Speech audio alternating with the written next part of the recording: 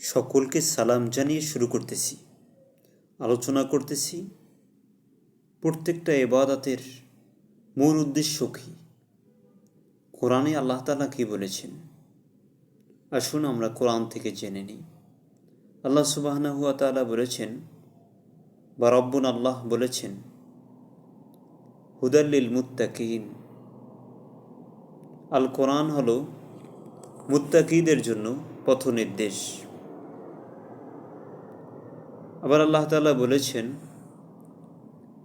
আমি তোমাদেরকে সৃষ্টি করেছি, ইয়া আইয়ুহান নাস উবুদু রাব্বাকুমুল্লাযী খালাকাকুম, হে মানুষ তোমরা আল্লাহর ইবাদত করো। নাস উবুদু রাব্বাকুমুল্লাযী, তোমাদের রবের ইবাদত করো, যিনি তোমাদেরকে সৃষ্টি করেছেন, তোমাদের পূর্ববর্তীদের সৃষ্টি করেছেন, যাতে করে তোমরা মুত্তাকি হতে পারো, লাআল্লাকুম তাত্তাকুন।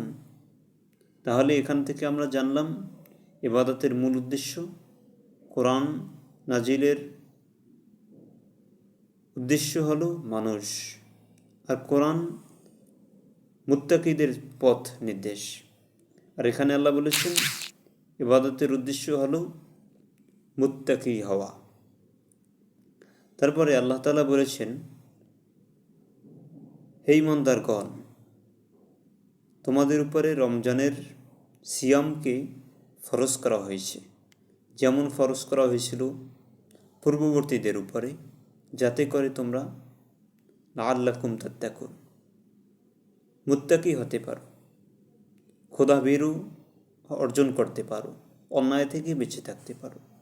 তাহলে এখান থেকেও জানলাম লাআল্লাকুম তাত্তাকুন।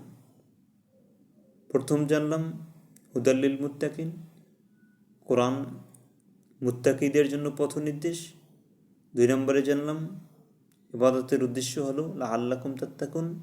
3 নম্বরে জানলাম রমজানের সিয়ামের উদ্দেশ্য লাআল্লাকুম তাত্তাকুন। তারপরে আল্লাহ তাআলা আরও বলেছেন যে আল্লাহর কাছে পৌঁছে না, লা ইয়ানালুল্লাহু লুহুমুহা, তোমাদের গোশত, ওয়ালা দিমাউহা, রক্ত, ওয়ালাকিন ইয়ানালুহুত তাকওয়া মিনকুম, বরং তোমাদের পৌঁছে আল্লাহর কাছে তোমাদের তাকওয়া। অর্থাৎ এখান থেকেও আমরা জানতে পারলাম তাকওয়া, মুত্তাকি।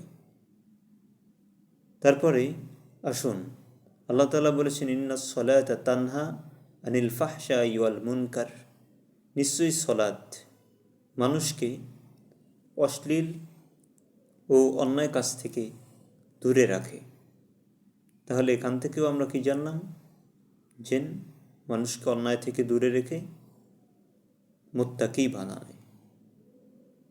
তাহলে প্রত্যেকটা ইবাদতের উদ্দেশ্য আমরা কি পেলাম, লাআল্লাকুম তাত্তাকুন, মুত্তাকি হওয়া, খোদাভীরু অর্জন করা, আল্লাহর ভয় হাসিল করা, অন্যায় থেকে দূরে থাকা। এটাই হলো প্রত্যেকটা ইবাদতের উদ্দেশ্য। আল্লাহ তাআলা আমাদেরকে সেই উদ্দেশ্য হাসিল করে আমরা জানি বাকি জিন্দেগি গঠন করতে পারি। সকলকে সালাম জানিয়ে শেষ করতেছি।